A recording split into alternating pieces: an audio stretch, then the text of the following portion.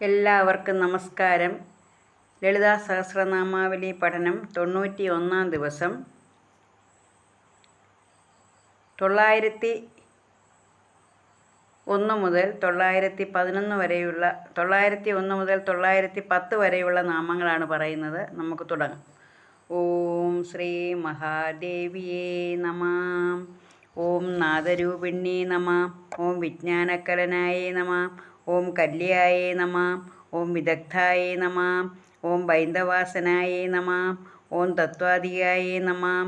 ഓം തത്വമയ്യേ നമഃ. ഓം തത്വമർത്ഥസ്വരൂപിണ്യേ നമഃ. ഓം സാമഗാനപ്രിയായേ നമഃ. ഓം സൗമ്യായേ നമഃ.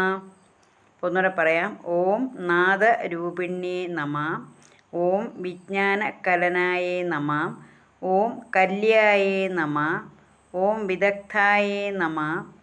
ഓം ബൈന്ദവാസനായേ നമഃ. ഓം തത്വാധികായേ നമഃ. ഓം തത്വമയ്യേ നമഃ. ഓം തത്വമർത്ഥസ്വരൂപിണ്യേ നമഃ. ഓം സാമഗാനപ്രിയായേ നമഃ. ഓം സൗമ്യായേ നമഃ. ഇതിൻ്റെ സാമാന്യ അർത്ഥം കൂടെ നോക്കാം. ഓം നാദരൂപിണ്യേ നമഃ. നാദരൂപിണി, പ്രണവം.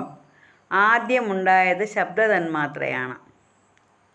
അപ്പോൾ പ്രണവം എന്ന് പറയുന്നത് ആ ബ്രഹ്മം തന്നെയാണ്. നമ്മുടെ ഈ നാദരൂപം എന്ന് പറയുന്നത് പ്രണവമന്ത്രമാണ്. അഹങ്കാര ലേശമില്ലാതെ വാഗ്ദേവതയുടെ അനുഗ്രഹം കിട്ടിയവരാണ് സംഗീതജ്ഞർ.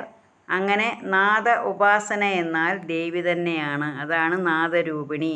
ദേവി നാദരൂപിണിയാണ്. അപ്പോൾ ഈ സംഗീതജ്ഞർ എന്നൊക്കെ പറയുന്നവർക്ക് ദേവീ പ്രസാദം കിട്ടിയതുകൊണ്ടാണ് അവർക്ക് സംഗീതം ചൊല്ലാൻ പറ്റുന്നത്, അല്ലെങ്കിൽ സംഗീതത്തിൽ അവരുടെ ജീവിതം നയിക്കാൻ കഴിയുന്നത്. വാഗ്ദേവതയുടെ അനുഗ്രഹം. വാഗ്ദേവത എന്ന് പറയുന്നത് സരസ്വതീ ദേവി ദേവി തന്നെയാണ്. ഇനിയും വിജ്ഞാനകലനായി വിജ്ഞാനകലന എന്ന് വെച്ചാൽ കലന എന്ന് വെച്ചാൽ അനുഭവിക്കുക. വിജ്ഞാനത്തെ അല്ലെങ്കിൽ ആ ബ്രഹ്മജ്ഞാനത്തെ അനുഭവിച്ചിരിക്കുന്നവൾ ദേവി. ഓം കല്യായേ നമഃ. കല്യ എന്ന് വെച്ചാൽ സൃഷ്ടിക്ക് കെൽപ്പുള്ളവളാണ്. ദേവിയാണ് ഈ പ്രപഞ്ചം മുഴുവൻ സൃഷ്ടിച്ചിരിക്കുന്നത്. അങ്ങനെ സൃഷ്ടിക്ക് കെൽപ്പുള്ളവൾ ദേവി. ഓം വിദഗ്ധായേ നമഃ. വിദഗ്ധ എന്ന് പറഞ്ഞാൽ ഏതിലും വൈദഗ്ധ്യമുള്ളവൾ.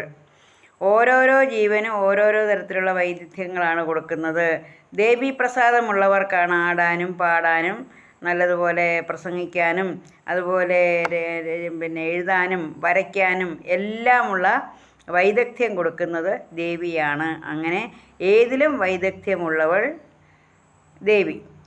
ബൈന്ദവാസനായേ നമഃ. ബൈന്ദവം എന്ന് വെച്ചാൽ ബിന്ദുവിനെ സംബന്ധിച്ച് ബൈന്ദവത്തെ ആസനമാക്കിയവൾ, ബിന്ദുമണ്ഡലത്തിൽ ഇരിക്കുന്നവളെന്നാണ് അർത്ഥം. ബൈന്ദവാസന, ബൈന്ദവം എന്ന് വെച്ചാൽ ബിന്ദു.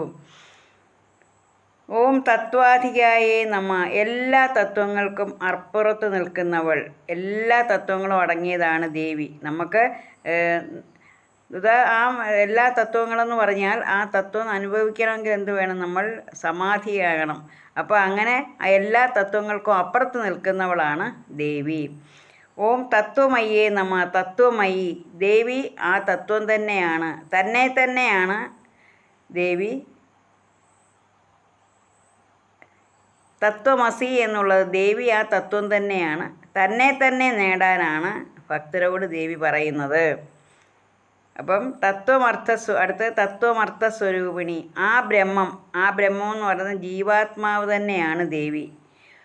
ബ്രഹ്മസ്വരൂപിണിയാണ് ദേവി. തത്വമർത്ഥസ്വരൂപിണി. തത്വത്തിൻ്റെ അർത്ഥം അറിയാവുന്നവൾ, അതായത് ബ്രഹ്മസ്വരൂപിണി. ഓം സാമഗാനപ്രിയായേ നമഃ. സാമവേദം പൊതുവെ ഗാനം ചെയ്യുന്നതിനു വേണ്ടിയുള്ളതാണ്. അങ്ങനെ ഗാനം ചെയ്യുന്നവരിൽ പ്രിയമുള്ളവൾ സാമഗാനപ്രിയ.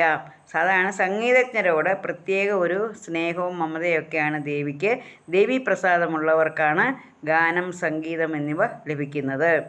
ഓം സൗമ്യായേ നമഃ. സൗമ്യ, വളരെ ശാന്ത സ്വഭാവമുള്ളവളാണ് ദേവി. അപ്പോൾ ദേവിക്ക് എന്താ പറയുന്നത്? അധർമ്മം നടത്തിക്കഴിഞ്ഞാൽ ദേവി ശാന്തമല്ല, ദേവി രൗദ്രയാണ്.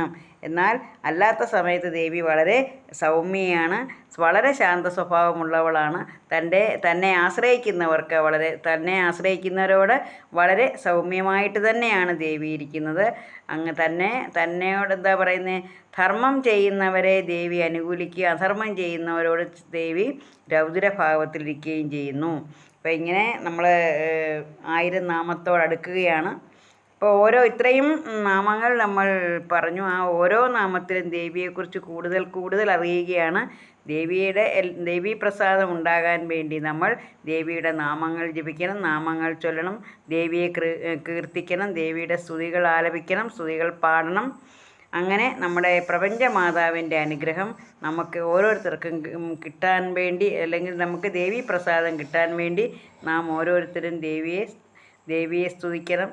വളരെ ഭക്തിയോടും വിശ്വാസത്തോടും ശുദ്ധിയോടും കൂടി ദേവിയെ ആരാധിക്കണം, ദേവിയെ സ്തുതിക്കണം, ദേവിയെ ഉപാസിക്കണം. ശ്രീ ലളിതാ പരമേശ്വരിയുടെ അനുഗ്രഹം എല്ലാവർക്കും ഉണ്ടാകട്ടെ എന്ന് പ്രാർത്ഥിച്ചുകൊണ്ട് നിർത്തുന്നു. നന്ദി, നമസ്കാരം.